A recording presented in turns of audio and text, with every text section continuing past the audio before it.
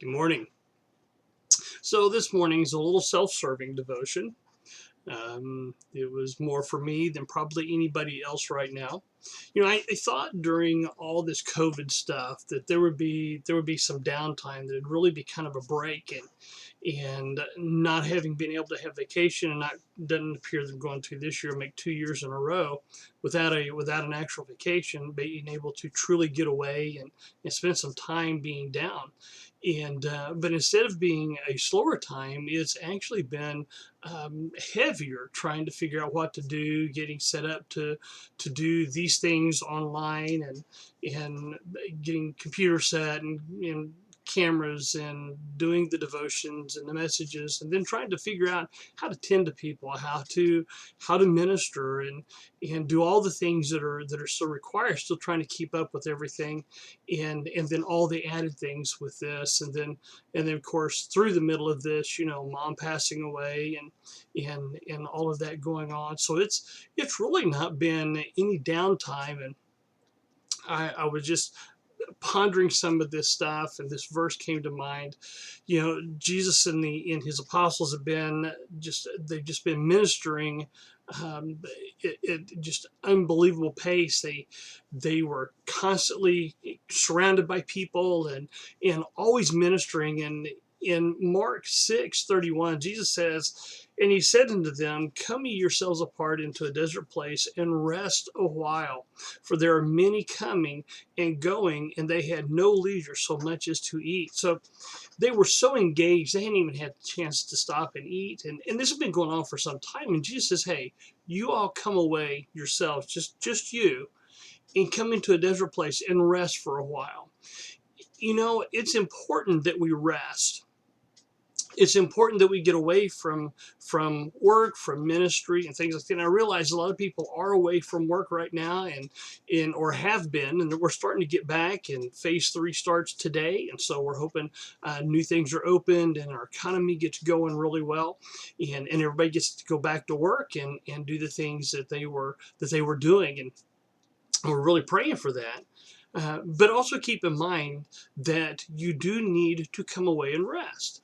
We as humans, we tend to go to extremes.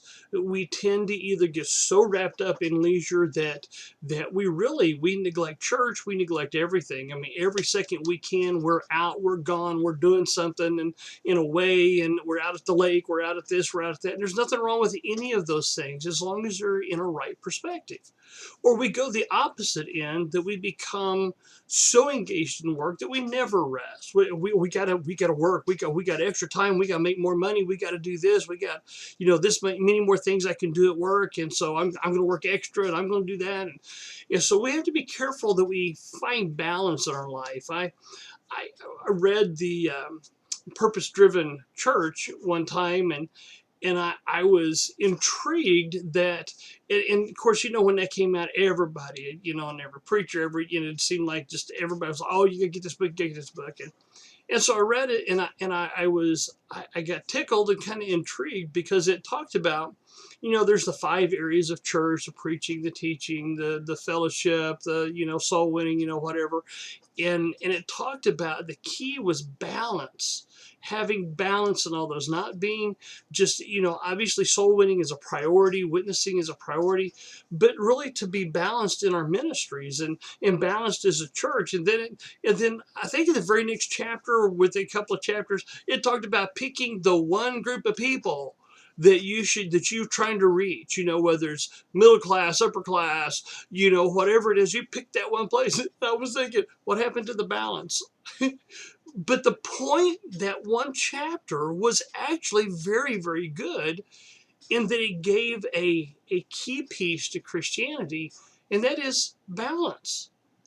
The only thing we need to be unbalanced in, as far as having a priority, is Jesus Christ. He should be the centerpiece of everything. But Christ being the centerpiece should bring balance to our life. We should have a healthy life. We should eat in moderation. We should eat with control. We should speak with control. We should work with control. All these things we should have balance in. We should understand that we do need to work. And when we work, we should work hard. We should work as if we are working for Christ himself, standing there in the shop watching us. And we should work as children of God and never be the slouchers, never be the ones who just, called in for no reason. We should be the ones who are dependable, who are checking before we leave. Hey, boss, is there anything you need before I go? We should be the best workers that our company has ever seen. At the same time, we should know when to stop. One of the things I loved about my daddy is my dad had a simple view of life. I go to work, I work hard, I'll do all the things I'm supposed to do. I'll be the greatest worker ever.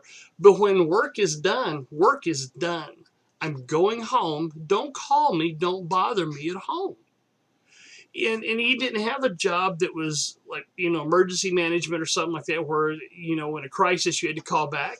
And so Dad told him, look, they're like, well, if we need you, he said, we're an insurance, we're he was a collector. He said, there's no emergency collections. And he said, so when I go home, I'm home. I'm with my family. Leave me alone. And Dad was great about that. He was a great worker. Everybody loved him.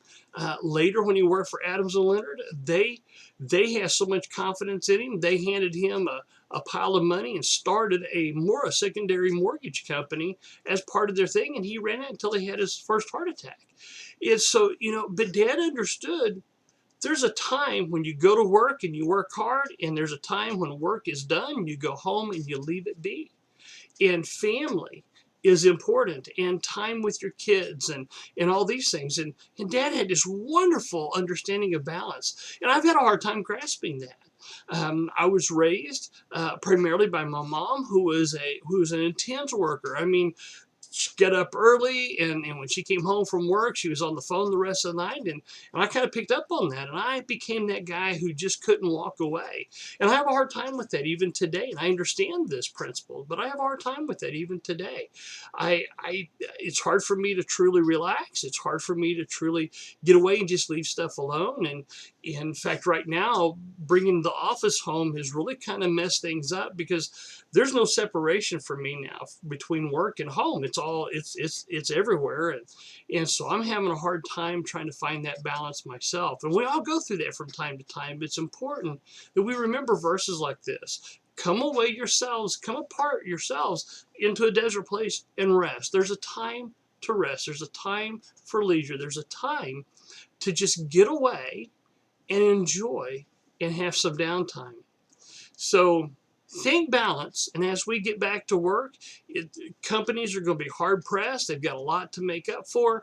And that's okay in the short term. I mean, help the company, but remember, there is balance. It's not all work. It's not all play. It's balance. And don't let work and don't let leisure rob you of church. And it's been hard being out with all this stuff and then trying to ease back into church. There's a lot of people having a hard time getting back into the habit of coming back to church. So remember, there are priorities in life, and Jesus Christ is a priority. So balance. Stay in balance. Father, help us to have a right vision of you and how we're supposed to be as laborers, as employees, as employers. Help us, Father, to find that balance and to stay in that, so that we work hard when it's time to work, but we rest when it's time to rest, and we spend time with family, and we do not neglect getting together with your people as often as we can, to worship you, to encourage one another, to lift each other up, and to be renewed each week, so that we can stay in the fight and know that we're not fighting by ourselves. Father, help us to enjoy balance. We thank you and praise you in Jesus' name. Amen. Enjoy your coffee. See you tomorrow morning about 10:30. I'm going fishing.